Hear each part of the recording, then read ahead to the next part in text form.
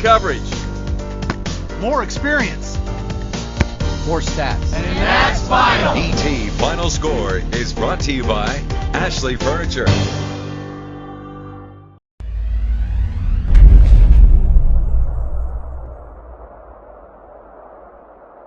Now I've got Shane Stark next to me. Shane covers the East Texas schools for us. Well, Shane, this week, the White House Wildcats going to Jacksonville unbeaten on the season. Now, this is a rival game that goes back over the years. Kind of talk about it. Yeah, I don't know if people remember this, but back when White House, their little run started, I guess it was about 6 years ago, the game, you probably remember this, the big game that got everybody on White House, wow, White House is a pretty good football team, was when they beat Jacksonville. I think it was 38-3. I know we all had Jacksonville on the picket line, remember? And we got a call. People were like, "Hey, man, when's the last time everybody picked someone and they got beat that bad?" That's right. So ever since then, White House has been rolling. Hadn't missed the playoffs since then. Had some of the best seasons in school history. Roles have kind of reversed between White House and Jacksonville since then. White House is the undefeated team, the favorite team, and so they're going for an undefeated season, going for 7-0 right now. I guess you want to take it one game at a time, but these teams, they go back over the years. They've had some good games, and some not so good games like the one I mentioned a minute ago. But it's always a good time when White House goes into Tomato Bowl and plays Jacksonville. The towns aren't separated by too many miles. No. How far? Oh man, I don't know the exact. I guess 20-ish. I don't know, but they got family members on each side of the of the fence over the years, and it's always one of those games you look forward to. All right, and Troop dropping down to Class 2A. Troop survived fellow unbeaten Jefferson 26-22 last week, and that was one particular game that I was really looking forward to seeing the result of. And now that the Tigers draw state power Tatum on Friday, so boy, it doesn't get any easier for Troop, which is having a fantastic year. Do the Tigers have what it takes to go 7-0? Man, they've if people picked them to lose to ARP early in the year, they were wrong. If they picked them to lose to Jefferson last week, which I did, they were wrong. It's hard to pick against this team. It's hard to pick against Dennis Alexander. Exactly. This is a great coach who has his team prepared week in and week out. They run the football well, play stifling defense. On the other side of the ball, you got Andy Evans' Tatum team. They win state championships. That's kind of what they do there. So it's one of those games. Like last week, one of those games that everybody's going to be like hurrying to see the final score at the end of the night because it's definitely a showdown. True. And talk about where is this game and what time? It's in Tatum. It's at 7:30. 7:30 Friday in Tatum. Really nice stadium. True. Yeah. How old is that stadium? It's not that old, is it? Well, they kind of refurbished it recently, but nice new press box, stands, got turf. It's just a nice complex, as good as it gets in 2A. Style-wise, what type of game should fans expect? Well, I know with Troop, you're going to see a lot of running the ball. You're going to see a lot of carries, even though last week they threw the ball.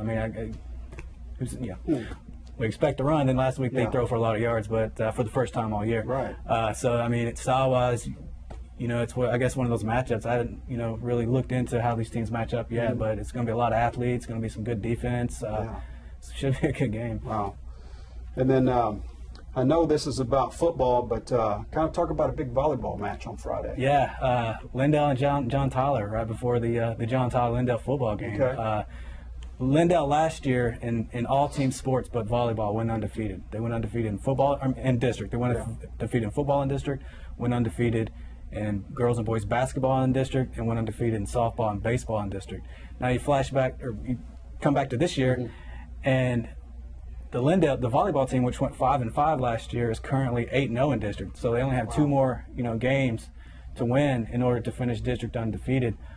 Which kind of is interesting considering they moved up to 4A this year. So you would think the competition would be tougher. So I think they're really, excited over there about the opportunity of winning a district title and also perhaps finishing it undefeated. And how deep are we in the volleyball season? We're 2 games away from the playoffs. Okay. And also, don't let me leave out John Tyler. What makes the game so big is they're 7-1, so they present a major challenge and hurdle for Lindell. Okay. And where is that match? That's in Lindell. It's at 4:30. So fans can go over there and watch the volleyball. And then after that, head on over to the football stadium and watch the football game. So it should be like a little doubleheader for Lindell and John Tyler fans. All right. And I don't think we mentioned this earlier, or you may have. Talk one more time about where the White House Jacksonville football game is. It's in Jacksonville at the historic Tomato Bowl. Historic. You got to say historic Tomato Bowl, don't you? Get there early, or you won't get a parking spot. Okay. For sure. All right. Well, Shane, any other highlights we need to hit about what's coming up in East Texas this weekend? Well, you got a lot of high school games coming up, and we're getting to the point of the season where these games, obviously, they're district games, so they start, mattering more. Another game that I failed to mention earlier is Chapel Hill and Bullard. Bullard is having a sensational year. I mean, they're the only team this year that really gave Kilgore a test, and I was at that game, and they were with them until the end of the game. And then you got Chapel Hill, which has struggled at times, but they seem to be coming around. They're coming around a little bit. They had a big win last week. Had a big second half. So, if you're Bullard, obviously it's Chapel Hill, defending state champion. You're not going to overlook them, but don't look at their record and think that you got it in the win column. It's at Bullard, so they have the home field advantage. I don't believe Bullard's intimidated by anyone anymore. No, not anymore. They play well. All right, Shane, thanks for joining us. Thanks. All right, I've got Travis Yoasting next to me now to talk about the TAPS area schools.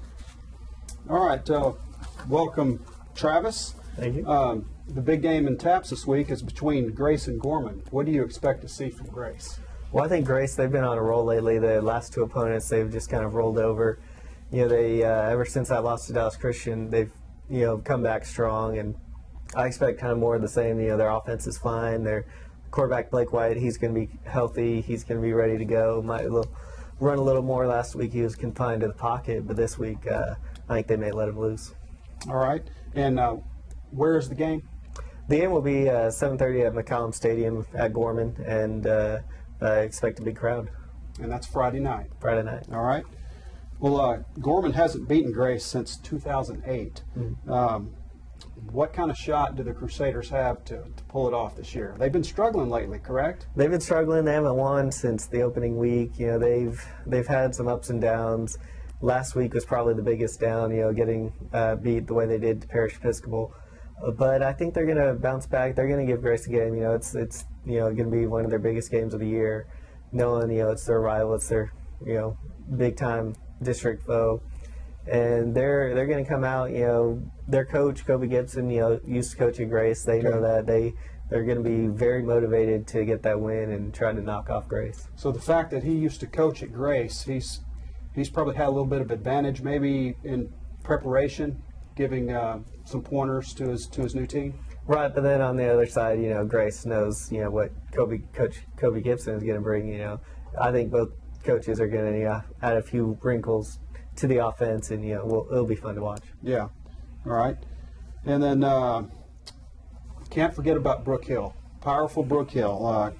Can Brook Hill keep its streak of 29 straight district wins going against Dallas Christian, which is a tough team? Right. They in that 29 straight run, they never faced a team as good as Dallas Christian, and Dallas Christian may be the best team in Division I or Division II in the state, and it's going to be tough to see if Brook Hill can get that streak to 30.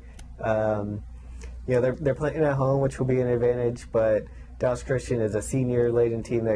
They've got more seniors and juniors than Brook Hill has total players, and Brook Hill is a pretty young team, and wow. It's going to be a tough matchup for them. So you're saying Dallas Christian has a huge roster? Yes, they're good. Okay. Yeah, I know. I saw Dallas Christian play about 4 years ago.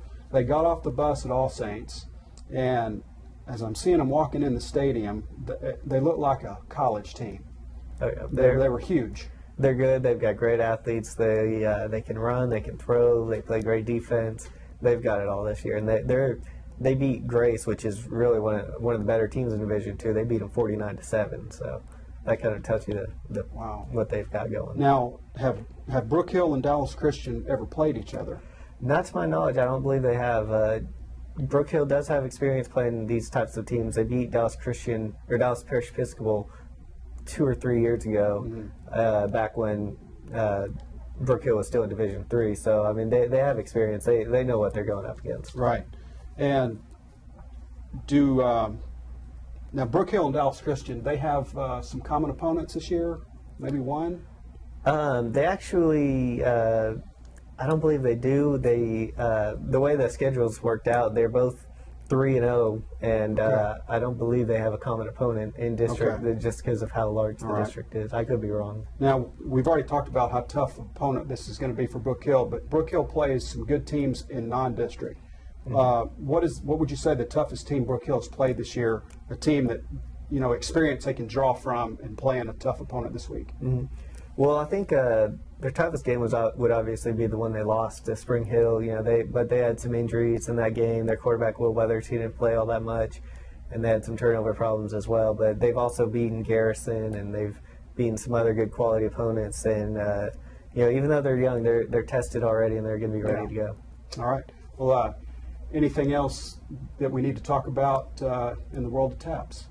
Well, All Saints, they hit the road for the last time this week. They'll play Honey Grove. It's a long drive, and it's going to be a tough task. Honey Grove is undefeated. They do have one tie, which is rare because the lights went out on their game. And they're tied, but Honey Grove is pretty good this year. It's going to be a tough task for All Saints. So this is a non-district game for All Saints. Right. Okay. We'll be back next week for our ETFinalScore.com high school football show. Be sure to check us out.